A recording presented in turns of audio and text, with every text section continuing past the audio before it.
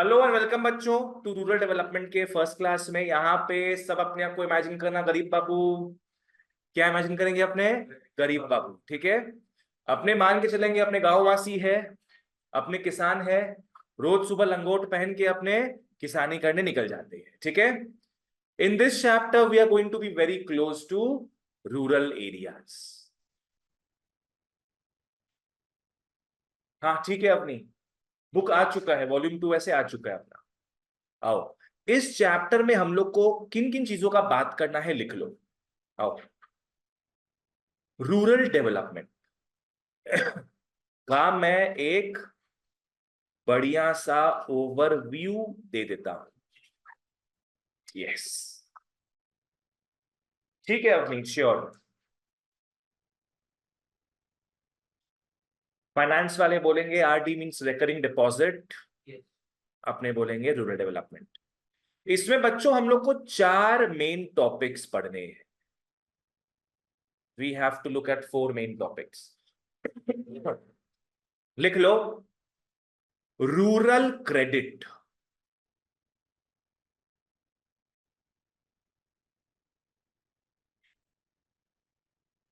गांव में सबसे बड़ा प्रॉब्लम क्या है? Credit. You know what credit is? उधारी, लोन। It is loan. तुम्हें पता है हर साल कितना किसान लोग सुसाइड करता है? किससे सुसाइड करता है उन लोग?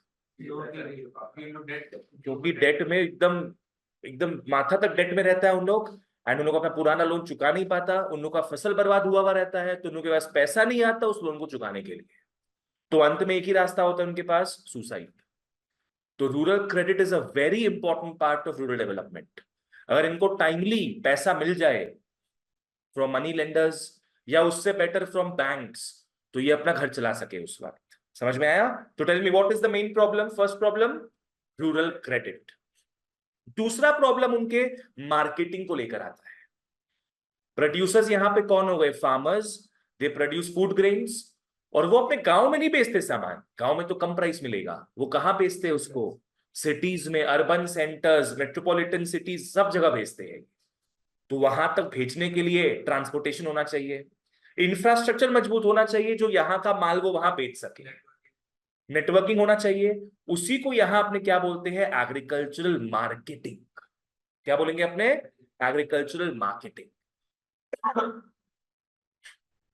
लिख लो, एग्री या एग्रीकल्चरल मार्केटिंग। इसका सिंपल मतलब है फार्मर्स को जोड़ना किसके साथ? कंज्यूमर्स के साथ। F2C, फार्मर्स को जोड़ना कंज्यूमर्स के साथ, ठीक है। तो ये एक प्रॉब्लम है। नेक्स्ट, मेरे को बताओ, एग्रीकल्चर एक सस्टेनेबल एम्प्लॉयमेंट ऑप्शन है कि नहीं? मतलब it's a good employment thing और not? No, agriculture is not a good employment thing. पहला बात, अगर अपने कोई ऑफिस ऑफिस में काम करे, अपने को पैसा कितना फ्रीक्वेंटली मिलेगा? हर महीना फिक्स्ड है भैया, हर महीना अपने को पगार मिलना है, तो ये सिक्योर होता है। पर now you can understand agriculture is not secure. वहां पे फार्मर्स को मंथली पेमेंट्स नहीं मिलता है। कब मिलेगा उनको पेमेंट? जब फसल अच्छा होगा, 3-4 महीना फसल ग्रो हो रहा है, उसका कटाई होगा, हार्वेस्टिंग होगा, फिर जब बेचेंगे तब उनको पैसा मिलेगा। तो 3-4 महीना कुछ नहीं आता उनके पास, एक बार में सारा पैसा आता है। क्या पता फसल ही तब तक बर्बाद हो जाए, तो कुछ पैसा ही नहीं आएगा। तो उनका जो एम्प्लॉयमेंट है एग्रीकल्चर में काफी अनसिक्योर्ड है। समझ में आया ना? It has no guarantee.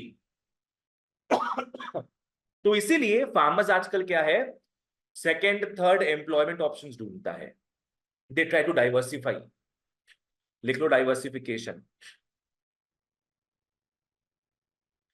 They try to diversify, diversification. Diversification का मतलब क्या है? अलग अलग जगह हाथ पांव मारना, अलग अलग जगह से पैसा कमाना, डाइवर्सिफिकेशन। यहां पे क्या होता है ना, फार्मर्स लोग बेसिकली 4 चीजों में घुस जाता है। मैं सबका शॉर्ट फॉर्म्स दिखाऊंगा बस।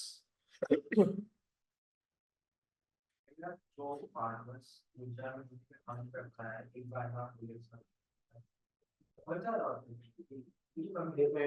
वो डिपेंड करता है तुम्हारा कितना बड़ा लैंड है। कि और तुम उस लैंड के ओनर हो कि तुम वहां पे रेंट में रहते हो, सब पे डिपेंड करता है वो चीज, ठीक है। तो फार्मर्स लोग साइड बिजनेस के हिसाब से, साइड हसल के हिसाब से क्या क्या स्टार्ट करते हैं वो देखते हैं। एक, एफ, फिशरीज। कोस्टल एरियाज की जो फार्मर्स हैं वो साइड धंधा में क्या करते हैं, फिशरीज, फिशिंग। फिशरीज मतलब क्या हो गया, फिशिंग।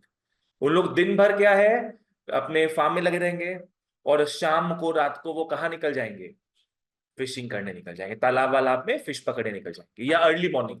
हाई टाइड रहता है इसी, मछली पास में आ जाए। समझ में आया? तो ये साइड हसल हो गया उनका। चलो next, H, A for agriculture. Agriculture का मतलब क्या है, growing what, only crops, only crops, commercial crops, yes only crops. Agriculture का मतलब फूड ग्रेन्स ग्रो करना, क्रॉप्स ग्रो करना, कॉटन, व्हीट, जूट वगैरह ग्रो करना। एच का मतलब हो गया हॉर्टिकल्चर। क्या बोले, हॉर्टिकल्चर। इसका मतलब है फ्रूट्स वेजिटेबल्स को ग्रो करना, ठीक है ना। It means to grow both fruits and vegetables. Horti, HORTI, और कल्चर, एग्रीकल्चर, हॉर्टिकल्चर। हॉर्टी नहीं, हॉर्टी, ठीक है। बेसिकली क्या हो गया है, अपने गांव में अपने फार्म में लो 2-3 पेड़ ग्रो कर लिया, पेड़ ग्रो कर लिया, और वो क्या फ्रूट्स दे रहा है। नेक्स्ट आओ आह में, आह, आहा, मूव, आ से आहा तक। आ है एनिमल हस्बेंड्री, फुल फॉर्म छोड़ो, बाद में लिखाएंगे तुम लोग को। AH is animal husbandry. मतलब यहां पे क्या है, जो अच्छे जाति के एनिमल्स है उसको साथ में मिला दिया जाता है, ताकि और अच्छी जाति, न्यू स्पीशीज नहीं, और अच्छे क्वालिटीज का बच्चा पैदा हो। लाइक पकड़ लो, माँ बैक्टीरिया रेजिस्टेंट है, गाय बैक्टीरिया रेजिस्टेंट है, और बफेलो पकड़ लो, वो ज्यादा हरक्यूलियन है, उसकी काफी स्ट्रेंथ है, मस्कुलर है। तो दोनों के बीच में क्रॉस करा के जो बच्चा पैदा होगा वो बहुत मस्कुलर भी होगा, साथ में वो बैक्टीरिया रेजिस्टेंट भी होगा। इस फील्ड को अपने क्या बोलते हैं, एनिमल हस्बेंड्री। नेक्स्ट आओ, हाँ सेम।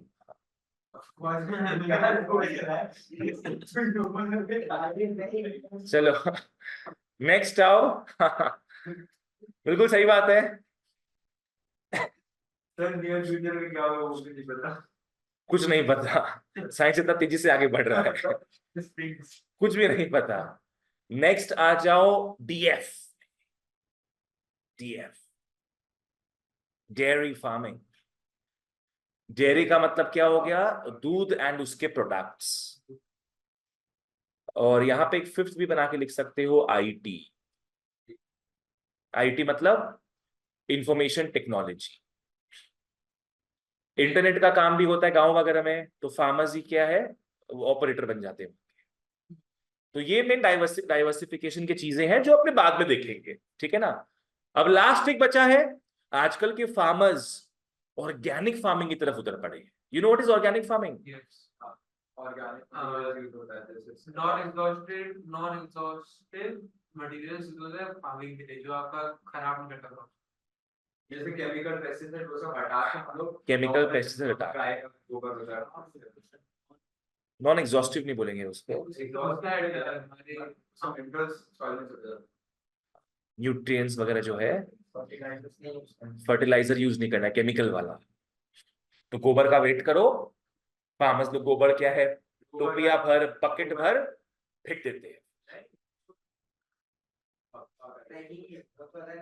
वो वो थप्पा ये सब जो है वो उसको जलाने के लिए यूज करते हैं, वो ताकि उनके घर में स्टोव नहीं होता ना, फ्यूल के लिए यूज करते हैं। पर फार्मिंग में जो क्रॉप्स होता है वहां तो पूरा अपना हाथ से मलते हैं पूरा। हाँ हाँ,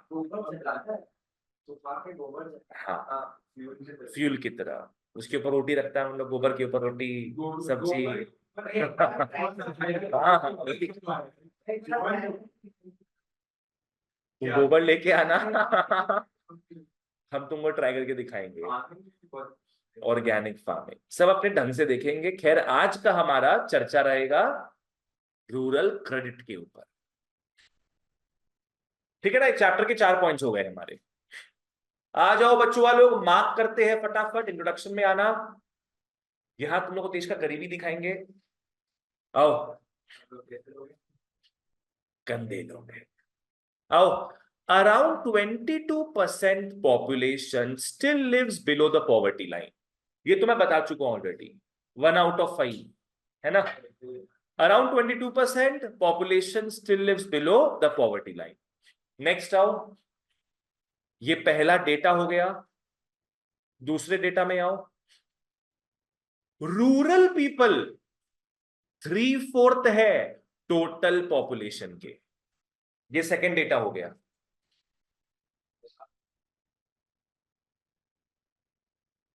टोटल पॉपुलेशन के कितने लोग रूरल एरियाज में बसते हैं? 3/4 का मतलब 75%। लिख लो यहां पे 75%। सोचो, 75% लोग देश के रूरल एरियाज में रह रहे हैं। जस्ट इमेजिन, हर 100 आदमी में 75 रूरल एरिया में और 25 आदमी अर्बन एरियाज में रहता है। सोचो इस बारे में। अब हम लोग को हम लोग कितना होगा पॉपुलेटेड है सिटी? सोचो, क्लियर है? नेक्स्ट आओ, फॉलो करना और मार्क करते जाओ। डेवलपमेंट ऑफ अ नेशन बच्चों ट्रू सेंस में तभी होगा जब डेवलपमेंट कौन से एरियाज का हो? रूरल एरियाज का, because urban is taking care of itself. We have to hold the hand of rural areas. Mahatma Gandhi इस कॉन्सेप्ट को बोले विलेज इकोनॉमी का डेवलपमेंट। उन्होंने क्या बोला कि there is no Indian economy, there is a rural economy. बढ़ेगा रूरल इकोनॉमी तभी बढ़ेगा देश। सिंपल सा बात है। आओ, रेज करो standards of living of the people in rural areas, ताकि जो बेनिफिट्स है of every single development plan वो रीच कर पाए रूरल एरिया में भी। रूरल एरिया में भी। समझ में आया ये चीज? नेक्स्ट मेरे को बताओ, रूरल एरिया में क्या सब लोग खेती बाड़ी करते हैं क्या? नहीं, but majority of them yes they do खेती बाड़ी। तो आओ, एग्रीकल्चर मेजर सोर्स है लाइवलीहुड का इन द रूरल सेक्टर। और क्या क्या सोर्स हो सकता है वहां कमाई का? तुम लोग को बताए थे अभी हम डाइवर्सिफिकेशन में। एनिमल हस्बेंड्री, वही याद है तुमको? F for fisheries. फैमिलीज में मत आओ बार बार तुम, एनिमल हस्बेंड्री, फैमिलीज, हॉर्टिकल्चर और IT, DF, dairy farming. DF देख लिया? No full form remembrance. आओ, तो एग्रीकल्चर बहुत ही मेजर सोर्स है भैया रूरल सेक्टर में एम्प्लॉयमेंट का, सच दैट 2/3 ऑफ इंडिया, नहीं लिख लो रूरल, 2/3 ऑफ रूरल पॉपुलेशन उस पर डिपेंडेंट है। यहां 3 बना के लिख लेना। ये अपना थर्ड डेटा है। मतलब पकड़ लो, गांव में रहने वाला हर 100 व्यक्ति में कितने लोग एग्रीकल्चर में है?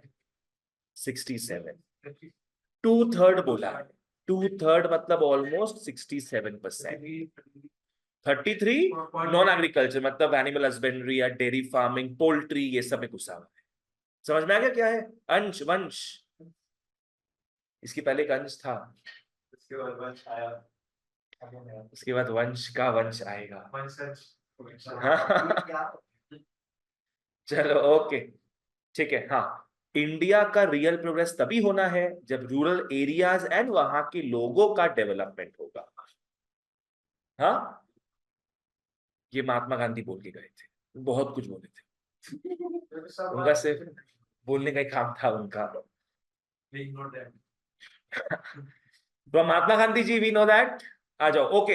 अब एक इंपॉर्टेंट पार्ट आ रहा है, गुड थिंग हा, बैड थिंग द। एक इंपॉर्टेंट चीज आ रहा है, फॉलो करना। एक देश का डेवलपमेंट तभी होता है जब लोग एग्रीकल्चर से शिफ्ट होके कहां पे जाए, इंडस्ट्रियल सेक्टर में। एंड एक और सेक्टर कौन सा है, tertiary sector. Agriculture sector is what, primary sector. ऐसा बोला जाता है कि कंट्री का डेवलपमेंट सही मायनों में तब होगा जब लोग शिफ्ट मारेंगे एग्रीकल्चर से सेकेंडरी सेक्टर में और टर्शियरी सेक्टर में। अब इंडिया में एक प्रॉब्लम क्या है, लिख लो कॉपी में, 2 लाइन ही दिखाएंगे, ज्यादा नहीं है। लिख लो, इंडिया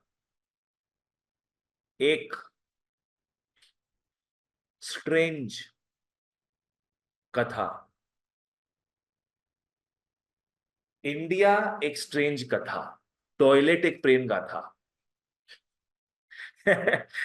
क्या इंडिया का स्टोरी है, आओ देखे।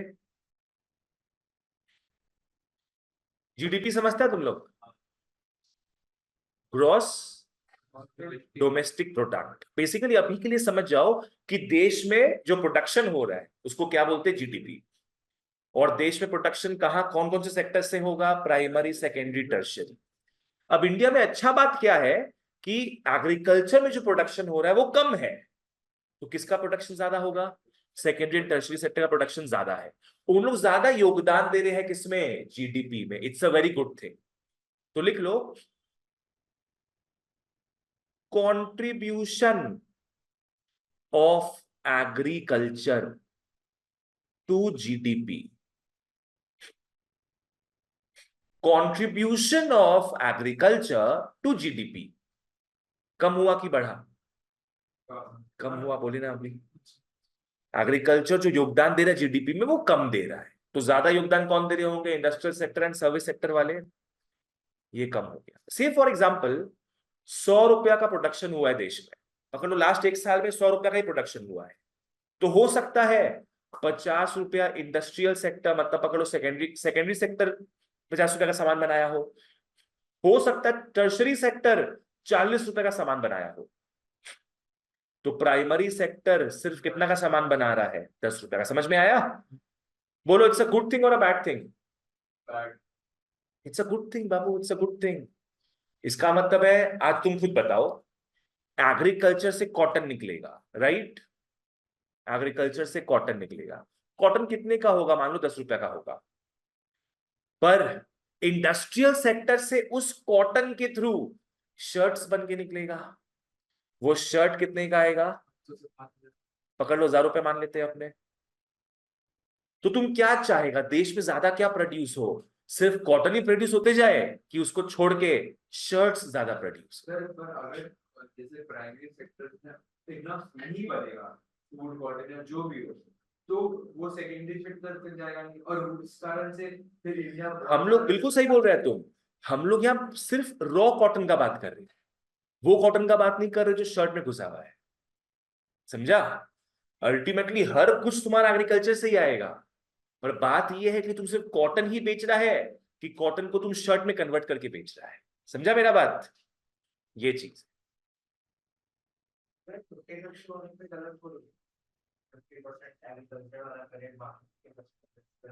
तब गलत नहीं होता। नेक्स्ट बोलो, जीडीपी में एग्रीकल्चर का कंट्रीब्यूशन क्या हो रहा है, कम हो रहा है। It's a good thing, it's a very good thing, it's a good thing. तो बैड थिंग क्या है इंडिया के साथ, कि भैया जो पॉपुलेशन है ना एग्रीकल्चर में वो बढ़ा हुआ है।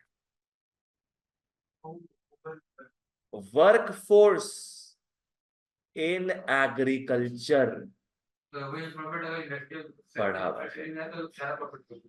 हाँ, वही एम्प्लॉयमेंट सेकेंडरी टर्शियरी में रहेगा तो ज्यादा पैसा आएगा। ज्यादा पैसा आएगा। इसका मतलब समझना, इसका मतलब क्या है, लेस इनकम। इसका मतलब क्या हो गया, लेस इनकम, प्लस इसका मतलब क्या हो गया, मोर पीपल। समझो जो कॉन्सेप्ट फिट करे तुम लोग के माथे में। पहले के थ्रू क्या समझ में आ रहा है कि एग्रीकल्चर से इनकम कम जनरेट हो रहा है, ज्यादा इनकम कहां जनरेट हो रहा है, इंडस्ट्रियल और सर्विस सेक्टर्स में। और दूसरा से क्या समझ में आ रहा है कि लोग ज्यादा कहां फंसे पड़े हैं, एग्रीकल्चर में। इसका मतलब कम कमाई हो रहा है, ज्यादा लोग घुसे पड़े हैं। सो दिस मीन्स कि फार्मर्स का फार्मर्स का जो स्टैंडर्ड ऑफ लिविंग है कम होगा कि ज्यादा? कम होगा। फार्मर्स का एसओएल कम। समझ में आ गया क्या जो मैं बोल रहा हूं? चलो ओके। ये है इंडिया का एक पिक्यूलियर कथा, स्ट्रेंज कथा। फार्मर का एसओएल कम हो जाए, ज्यादा फार्मर्स है, कम कमा रहे हैं, तो उनका रहने सहने का तरीका थोड़ा खराब होते जाए। क्या लिख लिया तुम लोग?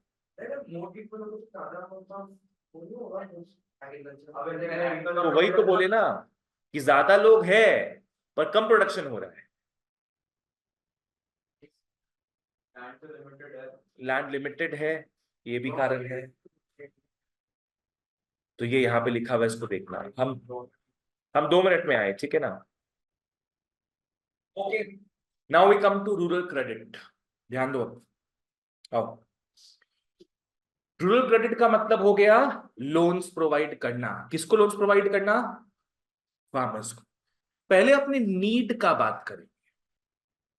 मेरे को बताओ, क्या लगता है तुम लोग को फार्मर्स लोग को लोन क्यों चाहिए होता है? किस किस पर्पस के लिए?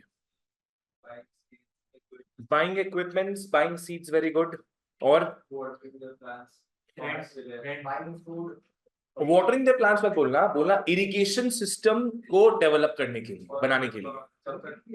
जब तक उनका प्लान्स नहीं हो जाता तब तक उनके खाने पीने के लिए, हाउस होल्ड सबके लिए, एनिमल्स के लिए खाना, उनको शेल्टर के लिए, ठीक है। और और मतलब लैंड के रेंट के लिए, अगर मतलब सारा पूरा एकदम जिंदगी तो लोन में जिएगा।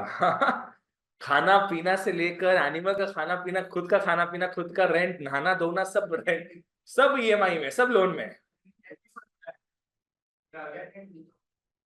अपना वाईफाई भी बढ़ेगा लोन लेकर। तुम लोग के लिए तो अपना इंडियन फार्मर्स टॉप में है लग रहा है। देखो मेनली क्या है, फार्मर्स लोग लेता है लोन दो चीजों के लिए, अगर ब्रॉडली बात करें। एक हो गया प्रोडक्टिव यूज, एक हो गया अनप्रोडक्टिव यूज। बोलो क्या क्या uses? Productive use and unproductive use. अगर वो लोन ले रहा है अपने बिजनेस में इन्वेस्ट करने के लिए, अपने बिजनेस मतलब क्या, फार्म में इन्वेस्ट करने के लिए, उसको क्या बोलेंगे अपने? Productive use. और अगर वो खुद पे खर्चा करने के लिए रुपया लोन में ले रहा है, तब क्या हो जाएगा? Unproductive use. पहले बात करते हैं अनप्रोडक्टिव यूज का। पकड़ लो, वो लोन ले रहा है पुराने लोन को चुकाने के लिए, लोन ले रहा है अपनी बिटिया का शादी कराने के लिए, ठीक है ना, लोन ले रहा है रात को पार्टी कराने के लिए, तो ये सब क्या होगा? Unproductive use. प्रोडक्टिव यूज मतलब अपने फार्म में कुछ वो परमानेंट इंस्टॉलेशन कर रहा है, या तो कुछ रिपेयर कर रहा है, या कुछ इक्विपमेंट्स खरीद रहा है।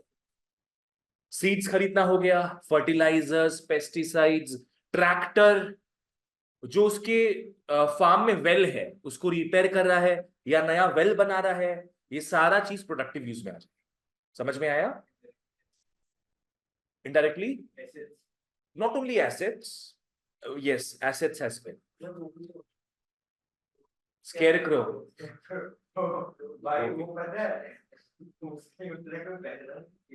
ठीक है। आओ, यहां से क्वेश्चन आता है, what is the need for rural credit? सबसे पहला चीज बच्चों, एक लॉन्ग टाइम गैप होता है किसके बीच में? Crop sowing and realisation of income. इसका मतलब समझ में आया? आज वो क्रॉप सो किया, क्या पता 6 महीना बाद उसको इनकम मिले उसका, 6 महीना गुजारा तो करना पड़ेगा। तो there is a long time gap. तो farmers strong need for credit, strong need for credit.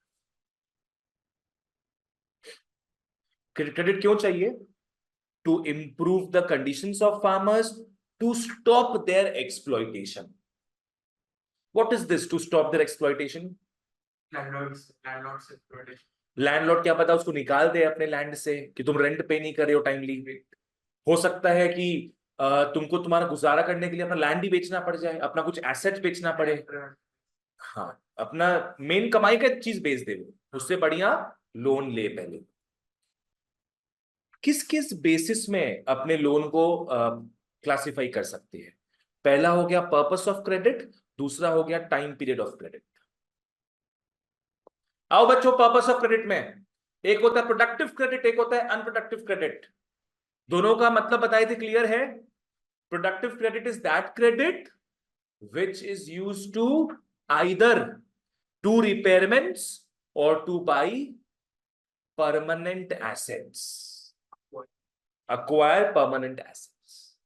Unproductive use, as the name suggests, ये कंजम्पशन खर्चा है, इसका फार्मिंग को लेके कोई भी वास्ता नहीं। आज तुम लोग पकड़ लो, फोन खरीद रहा है ईएमआई में, तो वो कैसा क्रेडिट हो गया? अनप्रोडक्टिव। यस, तुम लोग फोन खरीद रहा है, इट इज अनप्रोडक्टिव। अगर हम लैपटॉप ले ईएमआई में, हम बिजनेस के लिए ले रहे हैं, तो वो क्या है? प्रोडक्टिव यूज है। समझ में आ गया? आओ ओके, मार्क करते हैं। प्रोडक्टिव क्रेडिट फाइनेंस, रुको क्या हो गया ये, नहीं हम किए उसको। आओ, हाँ, to carry on productive activities. Productive credit farmer लेता है to carry on productive activities. इसके एग्जांपल्स देख लो क्या क्या है, यहां पे लिख लो एग्जांपल्स। एग्जांपल्स क्या क्या है भाई? Seeds, fertilisers, pesticides, equipment etcetera. ठीक है? यस, पेस्टिसाइड होता है जानवर को भगाने के लिए, जो कि हार्म पहुंचा सकते क्रॉप्स को, और फर्टिलाइजर होता है न्यूट्रिएंट्स देने के लिए सॉइल को, जिससे प्लांट्स ग्रो हो। दोनों अलग अलग है। ठीक है? ओके, और क्या क्या चीज के लिए लोन लेता है वो? Making permanent improvements. Permanent improvements मतलब क्या हो गया तुम्हारा? Digging of wells, fencing the land. What is fencing of land? Boundary में फेंसेस लगाने की। हाँ, ये मार्क कर लो, इकोनॉमिकली जस्टिफाइड लोन्स है ये सब। मतलब ये लोन्स तुम ले रहे हो तो कोई खराब बात नहीं है। क्यों it is economically justified? Because इससे तुम अपने फार्म में इन्वेस्ट कर रहे हो पैसा, जो कि तुमको फ्यूचर में और इनकम देगा। तो उस इंक्रीज इनकम से तुम क्या करोगे? अपना लोन पूरा करोगे, है ना? Loans are economically justified, can be repaid from increased income. बोलो यहां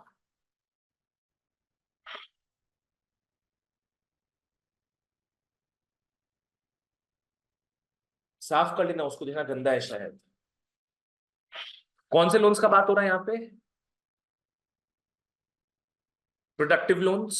यहां बात हो रहा है किसका? प्रोडक्टिव लोन्स का, जो कि इकोनॉमिकली जस्टिफाइड है कि नहीं। क्यों है इकोनॉमिकली जस्टिफाइड? तुमको आंख धो के आना है क्या? क्या हुआ आंख में? पानी पी लो। पानी पीने से ज्यादा हल, सब चीज का हल है पानी। तुमको कुछ और पीना है क्या? तुम्हारा तो हल बाबू जानते हो उस समय का। अरे बाबा, बात करेंगे उस बारे में, बात करेंगे। These loans are economically justified, क्योंकि इससे तुम्हारा इन्वेस्टमेंट होगा और उससे इनकम इंक्रीज होगा, तुम लोन रीपे कर सकते हो। Now come to unproductive credit. क्यों, एग्जाम कब खत्म हुआ तुम्हारा? फिर भी आया, गुड बॉय। आओ अनप्रोडक्टिव क्रेडिट में आ जाओ। To meet various consumption expenditure. Yes, this is the main word guys, consumption expenditure.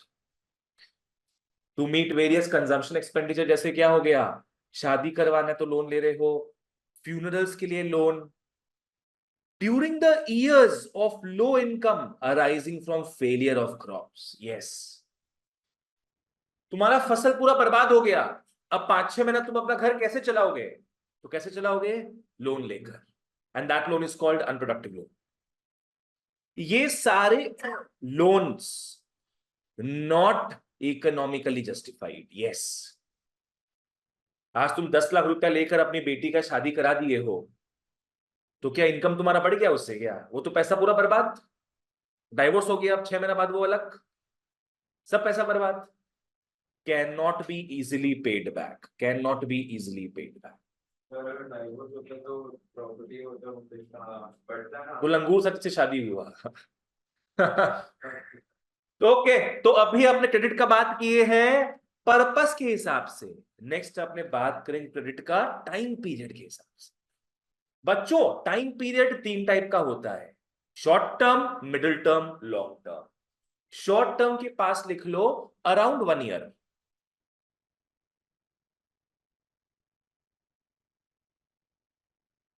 Medium term के पास लिख लो 1 to 5 years।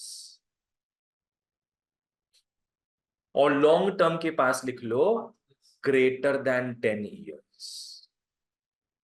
अब पूछना मत 5 से 10 साल का क्या हुआ।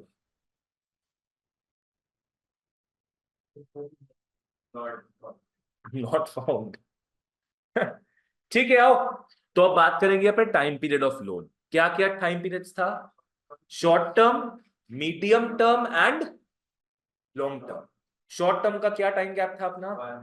अप टू अराउंड 1 ईयर, 1 साल के आसपास। Medium term 1 to 5 years and long term हो गया तुम्हारा ग्रेटर देन 10 years। अब तुम लोग कुछ एग्जाम्पल दो, शॉर्ट टर्म का एग्जाम्पल दो कोई। जो नॉर्मली हम लोग सबके लिए लेते हैं। बाबू देखना नहीं है, बहुत चालू लड़का है ये। फार्मर्स जो लेते हैं, फार्मर्स जो सीड्स खरीदते हैं, पेस्टिसाइड्स, फर्टिलाइजर्स, उसके लिए जो लोन ले रहे होंगे वो 1 साल के अंदर चुका देंगे। ज्यादा अमाउंट तो आता नहीं होगा वो सबका, तो उसको अपने क्या बोलेंगे? Short term loan. नेक्स्ट, उसके यहाँ वेल बनाया हुआ है, पहले से वेल बनाया हुआ है, उसको रिपेयर करना है थोड़ा, उसके लिए वो जो लोन लेगा वो आ जाएगा मीडियम टर्म लोन। 1 साल से 5 साल। गाड़ी का हाँ, फार्मर गाड़ी लेगा तो। अरे ट्रैक्टर। हाँ, ट्रैक्टर में आएंगे हम लोग। Long term. हाँ, तुम्हारा क्या बोले अभी? वेल बना रहा है कि रिपेयर कर रहा है? रिपेयर कर रहा है। तो हो सकता है 2 साल का लोन करवा लिया वो, क्योंकि बहुत ज्यादा सीमेंट बालू वगैरह चाहिए, बहुत गंदा हालत है वेल का। तो अगर तुमको रिपेयर करवाना है, एक बड़ा सा गोडाउन है उसको रिपेयर करवाना है, उसको क्या होगा? मीडियम टर्म लोन लेगा वो। 1 साल 9 महीना के अंदर वो लोन चुका नहीं सकता। अब लॉन्ग टर्म में आएगा, पकड़ लो उसको, एक नया लैंड खरीदना है 20-30 साल के लोन में, है ना? उसको बड़ा ट्रैक्टर खरीदना है, बड़ा गोडाउन बनवाना है जिसमें ज्यादा कैपिटल लगे, तो वो चुका पाएगा जल्दी क्या इन सारी चीजों को? नहीं। तो वो क्या करेगा? लॉन्ग टर्म लोन लेगा जो 20-30 साल तक आराम से चले। मिलता है, होम लोन तुम्हारा 30 साल तक जाता है। चलो वापस से एक बार, शॉर्ट टर्म लोन वो किन चीजों के लिए ले सकता है? सीड्स, माने टू बाई छुटपुट आइटम्स। मिसलेनियस नहीं बोलेंगे, वो तो मेन आइटम्स है उसका। सीड्स के बिना कैसे काम करेगा? To buy seeds, fertilisers, pesticides वगैरह, ठीक है। और मीडियम टर्म लोन लेता है जनरली टू रिपेयर, मेंटेनेंस के लिए, रिपेयरमेंट के लिए, इन चीजों के लिए। और लॉन्ग टर्म वो लोन लेगा to acquire assets, expensive assets, ठीक है ना। आ जाओ, चलो मार्क करते हैं फिर। Short term funds are needed to carry out normal agricultural operations, जो दिन प्रतिदिन का खर्चा है। जैसे क्या हो गया? Purchase of inputs. हाँ, परचेज ऑफ इनपुट्स, क्या इनपुट्स में क्या क्या आएगा? सीड्स, फर्टिलाइजर्स, कभी कभार पगार देना हो उसके लिए भी उसके पास रुपया रहे। देखो इसको अपने बोलते हैं, कहीं लिख लो, शॉर्ट टर्म फंड्स के पास एक अच्छा लैंग्वेज लिखा दे रहे हैं, वर्किंग कैपिटल रिक्वायरमेंट।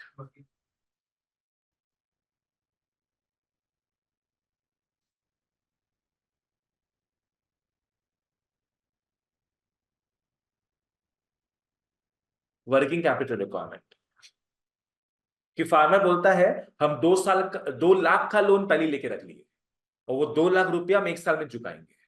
वो 2 लाख मेरा इमरजेंसी फंड में रहेगा, कभी मैं किसी को पेमेंट नहीं कर पाऊं तुरंत, तो मैं उसमें से रुपया निकाल के दे दूंगा, ठीक है ना। तो टू पे वेजेस एज वेल। नेक्स्ट, तो ये फंड्स यूज किस में होगा? करंट एक्टिविटीज ऑफ प्रोडक्शन, जो अभी मौजूदा एक्टिविटीज है उसमें रुपया लगता है। क्या ये लॉन्ग टर्म का होता है क्या? नहीं, ये करंट अफेयर्स है, ठीक है। आओ, समटाइम्स समटाइम्स ये अनप्रोडक्टिव एक्सपेंडिचर के लिए भी होता है। हाँ, ये लाइन अच्छा आ रहा है यहाँ पे वापस से, loans can be repaid out of current incomes of the farmers. जैसे जैसे वो पैसा कमा रहा है वो चुकाते जा रहे हैं, since these are not long term.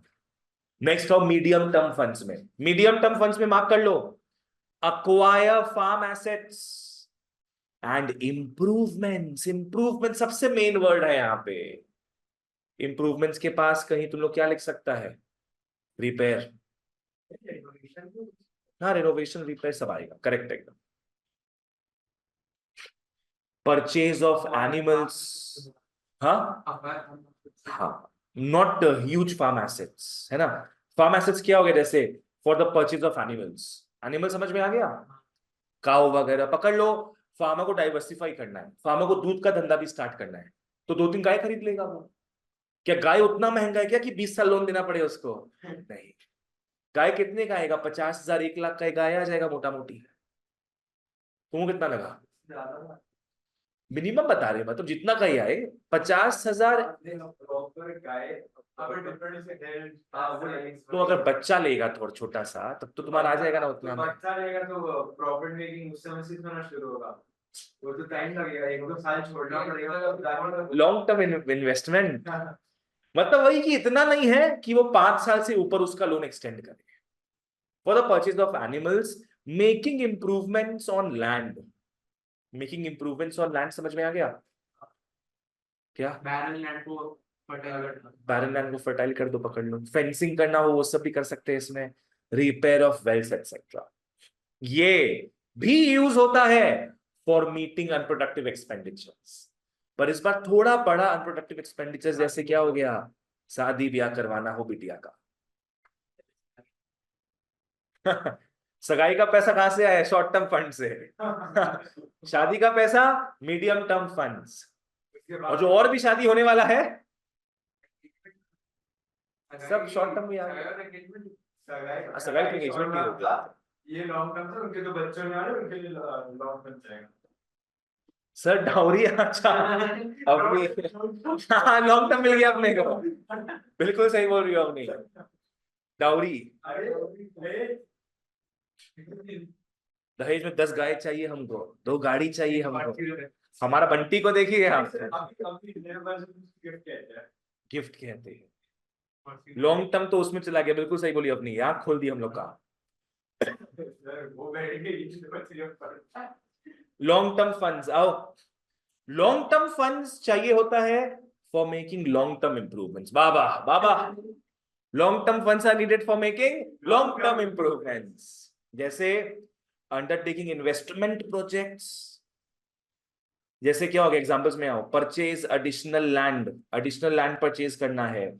Expensive machines, iPhone वाईफोन मत समझना, expensive machines and construction of new wells. वहां वेल्स की रिपेयर का बात हो रहा था, यहाँ पूरा वेल्स अपने खड़ा करेंगे। हाँ हाँ, इरिगेशन भी लिख लो। हाँ, इरिगेशन सिस्टम भी लिख लो, वो भी नाइस एग्जांपल है।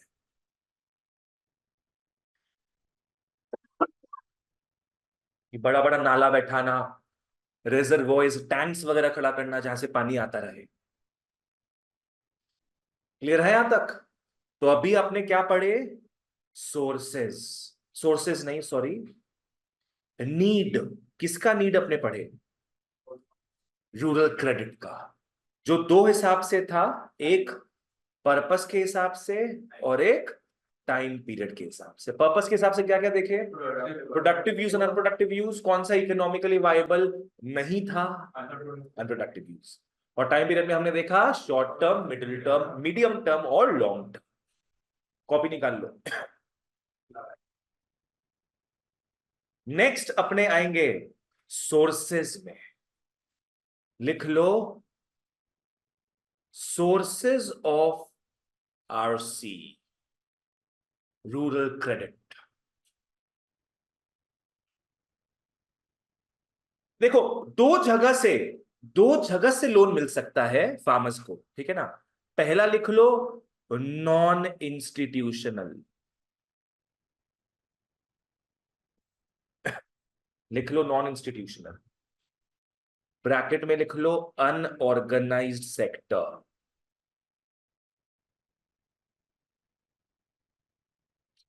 इसका मतलब वही ना कि मिठाई वाले की रेली या चकला non institutional that is the unorganised sector, ये गवर्नमेंट का अप्रूव्ड नहीं होता, ये कोई भी हो जाता है। तुम अपने दोस्त से लोन लोगे तो मतलब क्या, कहां से लोन ले रहे हो तुम? नॉन इंस्टीट्यूशनल सेक्टर से। Institutional, second broad source is institutional, this is the organised sector.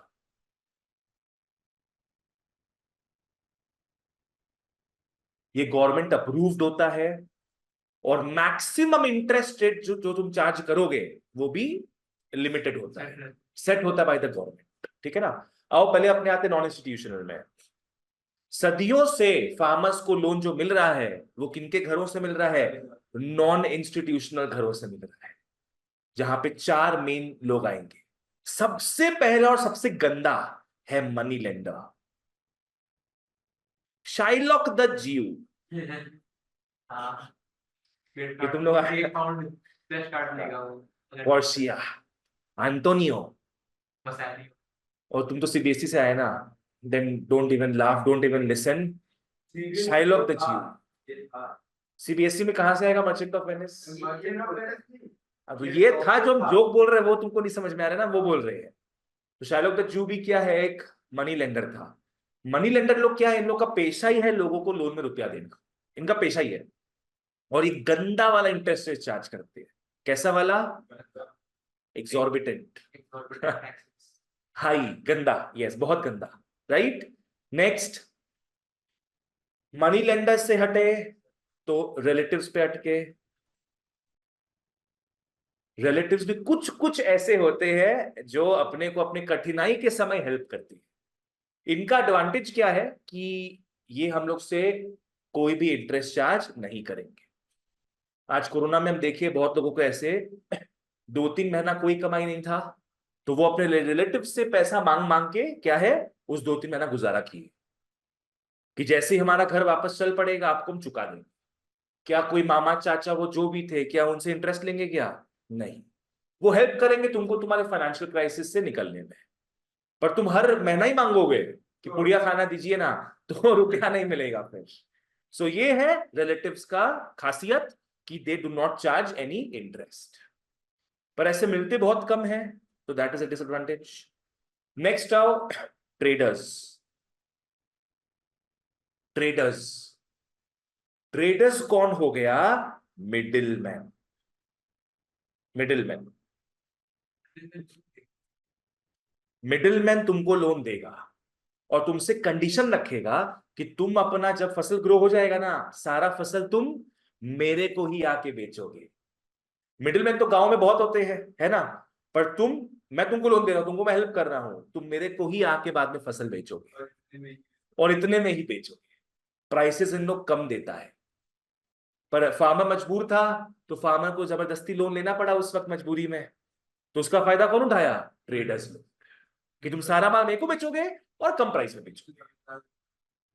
नहीं, जमींदाज नहीं है बाबू, जमींदाज अब आएगा। जमींदाज है लैंडलॉर्ड्स। जमींदाज कौन है? जिसके लैंड में तुम काम करते हो, लैंडलॉर्ड्स। लैंडलॉर्ड्स क्या करेगा? तुमको लोन दे देगा और तुमसे रेंट ज्यादा मांगेगा, या तुमको बोलेगा तुम जो भी प्रोड्यूस कर रहे हो उसका 10-20% मेरे घर भेज दिया करना। कुछ ना कुछ गंदा टर्म्स एंड कंडीशंस रखता है। समझ में आया? Are these government approved? क्या ये सदियों से चल रहा है? Is a non institutional. बोलो क्या क्या है, बिना देखे ट्राई करना। सबसे पहला non institutional source money lender, जो सबसे गंदा है। थोड़े अच्छे कौन है? रिलेटिव्स, फिर बीच में ट्रेडर्स आते हैं एंड लास्ट में जमींदार, लैंडलॉर्ड्स, ठीक है।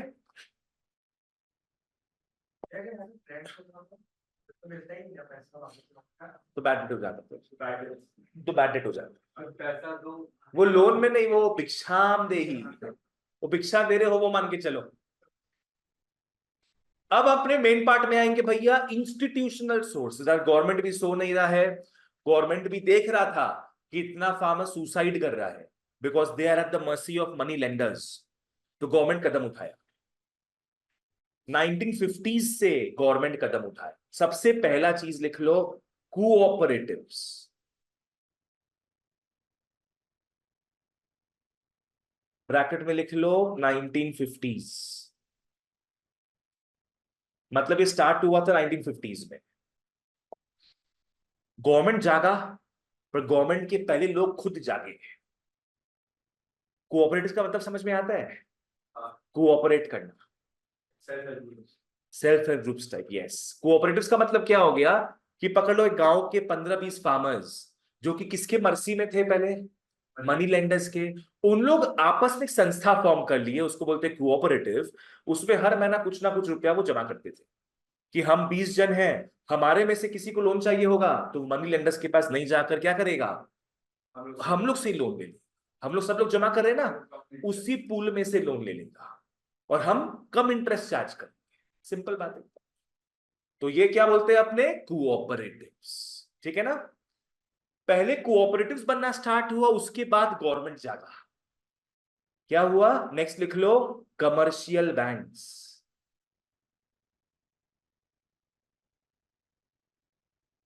कमर्शियल बैंक्स के पास ब्रैकेट में लिख लो 1969। 1969 में कमर्शियल बैंक्स का हुआ था nationalisation. You know what it means? पूरा ऑल ओवर इंडिया स्प्रेड हो गया था सारी चीजें। नहीं नहीं, वो चीज नहीं। नेशनलाइजेशन मतलब है सब गवर्नमेंट के अंदर आ गया। कौन सा वाला बैंक है? फिर आरबीआई। नहीं नहीं नहीं, गवर्नमेंट बैंक। वो तो गवर्नमेंट का था। तो सारा बैंक्स क्या है, नेशनल हो गया, मतलब किसका हो गया, गवर्नमेंट का हो गया। और गवर्नमेंट बेनिफिट, किसका बेनिफिट से काम करता है, किसी का नहीं, गवर्नमेंट सोशल वेलफेयर से काम करता है। तो गवर्नमेंट गांव में कमर्शियल बैंक स्थापित करना स्टार्ट किया, जो लोगों को लोन देने लगे। समझ में आ रहा है? नेक्स्ट, अब कमर्शियल बैंक्स जो होते हैं ना, कमर्शियल बैंक्स का डेफिनेशन ही है कि they will work for profit motive. They will work for profit motive. तो ये उतना इंटरेस्टेड होंगे क्या गरीबों को लोन देने में? क्योंकि गरीब लोग से तो भाई, जहां अमीरों से 18% चार्ज कर रहे थे, गरीबों से 6%, 8% चार्ज करना पड़ेगा बस इंटरेस्ट। तो कमर्शियल बैंक इतने इंटरेस्टेड नहीं थे। तो गवर्नमेंट क्या किया, सीधा रूरल एरियाज में घुसने के लिए गवर्नमेंट ने रीजनल रूरल बैंक्स बनाए। 1975।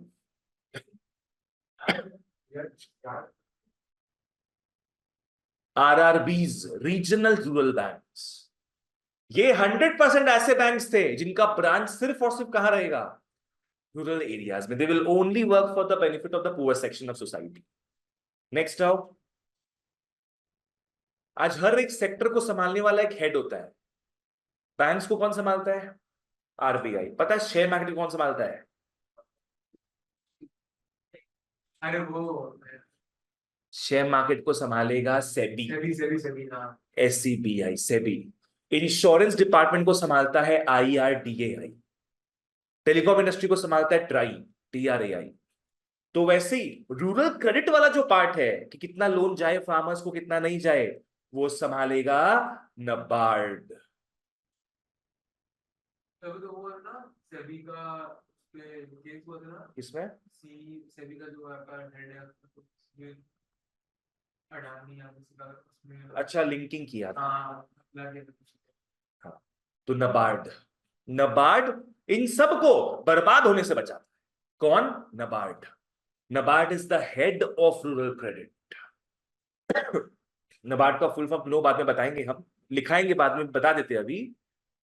National, sorry, national bank for agriculture and rural development. क्या बोले? National bank for agriculture and rural development.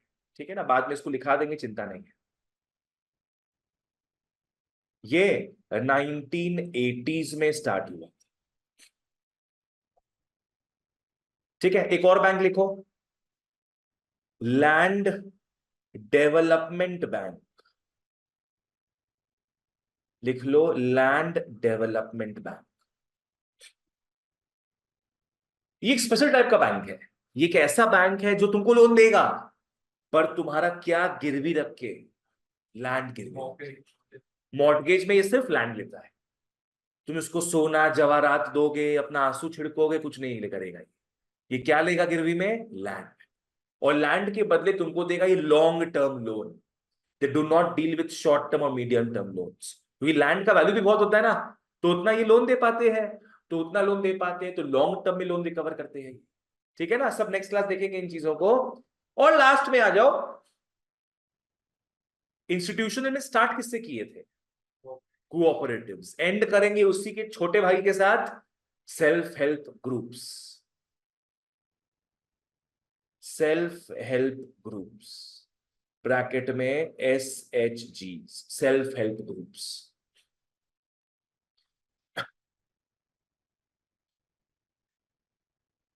जैसे बच्चों कोऑपरेटिव्स होता है वैसे SHGs होता है, बहुत छोटे स्केल पर कोऑपरेटिव्स में members are some professional people like farmers, पर SHG का मेंबर कोई भी बन सकता है।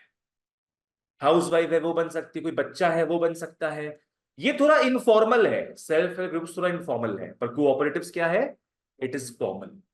समझ में आया? चलो अब स्टोरी फॉलो करते हैं इसका। सबसे पहले कौन थे नॉन इंस्टीट्यूशनल सोर्सेज जो लोन प्रोवाइड करते थे, सदियों से चले आ रहे हैं वो? बताओ क्या क्या थे? सबसे पहले मनी लेंडर। सबसे खड़ूस कौन है मनी लेंडर्स? रिलेटिव्स। मिडिलमैन मतलब क्या हो गया? ट्रेडर्स। एंड लास्ट में लैंडलॉर्ड्स। ये चारों है नॉन इंस्टीट्यूशनल सोर्सेज।